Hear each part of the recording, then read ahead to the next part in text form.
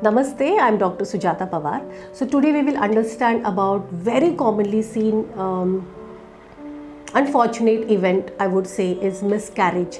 काफ़ी फीमेल्स में मिसकैरेजेस की हिस्ट्री होती है, एक टेंडेंसी होती है, उनमें कंसीव करना कोई बड़ी बात नहीं होती है, they easily conceive but unfortunately there is a miscarriage seen later. So काफ़ी बार ऐसे दिखता है कि यूपीटी आपकी यूरिन प्रेगनेंसी टेस्ट पॉजिटिव आती है, लेकिन अब जब सोनोग्राफी करते हैं तो फीटल पोल या तो नज़र नहीं आता है, योक सैक नहीं आता है नज़र, या तो if the yolk sac is developed there is no embryo formation inside, there is a non embryonic sac seen, या फीटल पोल डेवलपमेंट नहीं होती है, या कुछ हफ्ते होने के बाद 4, 5, 6, 7 हफ्ते होने के बाद कार्डियक एक्टिविटी दिखाई नहीं देती है, certain many times there is a retardation of growth and then you are advise for the termination of pregnancy.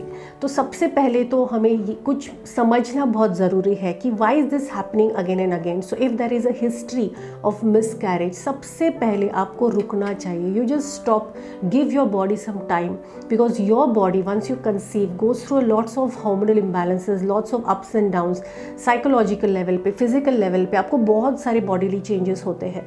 तो you should take a break of good 3 to 4 months. Let your body heal by itself, because when you have a miscarriage it is not easy. आप emotional मतलब physical level पे तो already you are stressed and overburdened, लेकिन आप psychological level पे it's a emotional journey basically.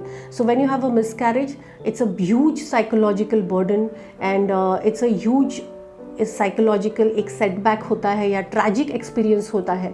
तो उसमें से थोड़ा बाहर आने के लिए आप खुद को समय दीजिए। Most importantly, being an Ayurvedic doctor, Ayurveda believes that जब किसी को भी मिसकैरेजेस की टेंडेंसी होती है तो उसमें कुछ रीजंस होते हैं। Psychologically if somebody is having a lot of stress, तो पहले हमें स्ट्रेस पे काम करना पड़ता है। काफ़ी फीमेल्स या मेल्स में भी हिस्ट्री होती है of tragic incidences happened in the past. तो वो जो साइकोलॉजिकल इम्पैक्ट होता है आपके सबकॉन्शियस लेवल पे, सबकॉन्शियस ब्रेन लेवल पे, उसे थोड़ा मेडिटेशन टेक्निक्स या न्यूरो लिंग्विस्टिक प्रोग्रामिंग या मंत्रा चैंटिंग से पहले हील करना बहुत इंपॉर्टेंट है। Secondly, if there is any anatomical problem anatomical level पे यानी यूट्राइन लेवल पे, काफ़ी बार ऐसे होता है कि कंसीव होने के बाद एम्ब्रियो फॉर्मेशन भी होता है, there is an implantation also happening, but may be due to the endometrium, lack of endometrium thickness थोड़ा कम होता है कभी कभी, या एंडोमेट्रियम जो है वो पेटेंट नहीं होता है, तैयार नहीं होता है, there could be internal infection, there could be endometriosis.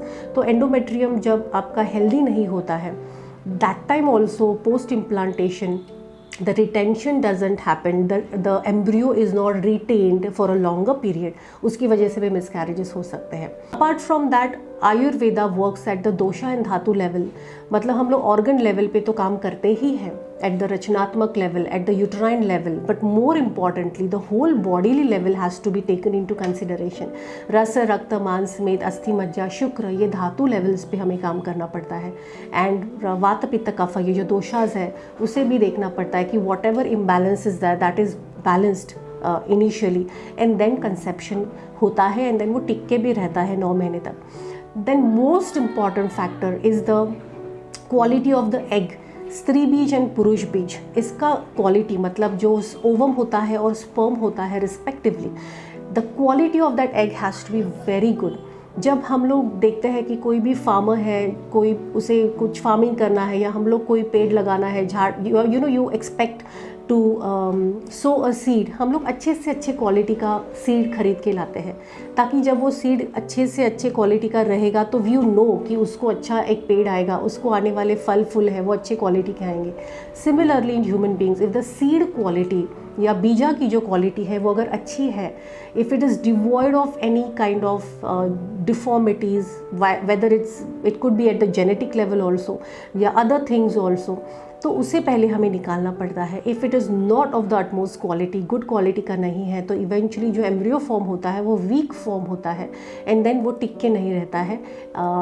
You can see certain complications like foetal activity या फीटल हार्ट रेट कम होना, या कार्डियक एक्टिविटी जैसे हम लोग बोलते हैं वो कम होना, and then your advice for a termination. So इसीलिए husband and wife both has to undergo certain panchakarmas it is mandatory, it is mandatory, ये कंपलसरी है। काफ़ी फीमेल्स हमारे पास आती है और बोलती है कि मेरे 4-5 मिसकैरेजेस हुए हैं and now I want to conceive, but let me try first on myself, then I will see if my husband wants to come और नॉट। तो I would say a straight no on the face, because see you have already undergone 4 to 5 miscarriages and वापस आप आएंगे, वापस conceive करेंगे, and again to go through the same tragic experience, it's not easy, it is definitely not easy. So here's a request to all the husbands out there कि this is not just a journey of the female egg या of the ovum, ये sperm और ovum का एक journey है जो 50-50% दोनों का हिस्सा होता है, दोनों का पार्टिसिपेशन होता है। And if any one of the participants is not healthy, like अगर स्पर्म्स की क्वालिटी अच्छी नहीं है तो भी, या quantity is not a problem, quantity अगर बहुत अच्छी है तो it does not mean that that's the only criteria we looking for. We want the sperm to be devoid of any abnormalities, we want the sperm to be of utmost good quality. Morphological जो study होता है sperms का, उसमें हमें पता चलता है कि स्पर्म की हेड, नेक, टेल इस लेवल पे एबनॉर्मलिटीज़ है कि नहीं, क्योंकि स्पर्म का जो परफॉर्मेंस है वो कहीं पे ठीक से नहीं होता है। And even though there is a conception happening, after conception embryo formation जो होता है वो वीक होता है, it is not of the utmost quality, and eventually you get to see miscarriages, your termination is advised by your doctors. So husbands need to come, the male parameter has to be treated equally. जितना common PCOD हो गया है females में, उतना ही common हमें males में sperm defects या डिफॉर्मिटीज़ दिखते हैं. It has become very common. The reasons are many behind that. One of the commonest reason is कि आजकल किसी का लाइफस्टाइल अच्छा नहीं होता है. सब लोग रात को 10-11 बजे खाना खाते हैं, रात को 12-1 बजे सोते हैं, सुबह 8-9 बजे उठते हैं. लाइफस्टाइल सबका ख़राब हो गया है. There is no form of exercises in our day to day life. And बाहर का खाना, junk food consumption has increase. And apart from that genetic level पे भी देर आर सर्टन थिंग्स जो आप कैरी ऑन करते हैं in your DNAs, in your genes, and that's how you can see certain problems during conception. So male parameter is also very equally important and has to be mandatorily treated, compulsorily treated, and तभी आप आगे जा सकते हैं. काफ़ी बार with multiple history of miscarriage में हमें दिखाई देता है कि जो फीमेल पैरामीटर है उनके सारे रिपोर्ट्स अच्छे होते हैं, everything is up to the mark. And when we see the male parameter, उनका जो स्पर्म का DNA फ्रेगमेंटेशन है या कैरियोटाइप, क्रोमोसोमल कैरियोटाइप करके एक DNA टेस्ट होती है, वो हम लोग करवाते हैं. And then there is certain abnormality seen in those reports. तो पहले हमें उसे ट्रीट करना पड़ता है. Panchakarmas, Ayurvedic medications work at the genetic level and help to treat the deformity and is corrected well. So there is a series of panchakarmas and a certain set of medications given to both the partners, and then after we, after the proper ovulation study, we plan for the fertilization process and eventually we can see good positive results. तो इसीलिए miscarriages की जिन्हें history है, take a break, just understand what is wrong, where things are going wrong, and then only go ahead and start with your treatments.